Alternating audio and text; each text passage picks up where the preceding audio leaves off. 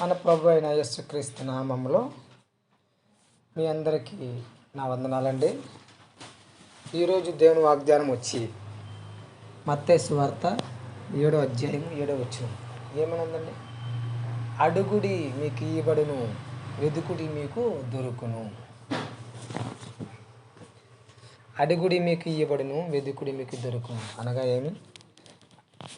మనము అడగాలి. ఎవరిని అడగాలి, ఏమని అడగాలి అని చాలామంది ఆలోచిస్తుంటారు. ఎలా అడగాలండి?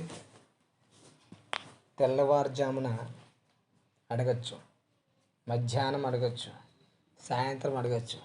అది ఎలా అడుగుతారు? రహస్యమందు దేవుని ఎదుట, రహస్యమందు నీ గదిలోకి పోయి తలుపులు వేసుకుని మోకరించి దేవునికి మొరపెట్టి అడగాలి అండి. దేవునికి మొరపెట్టి అడగాలి. తెల్లవారుజామున మొరపెట్టి అడిగితే దేవుడు ఆలకిస్తాడంట. సాయంకాలం రాత్రి మనం పడుకుందే ముందు మొరపెట్టి అడిగితే దేవుడు ఆలకిస్తాడు. అడిగింది అమ్మాయినా పెట్టదు, అడిగింది అమ్మాయినా కూడా పెట్టడు.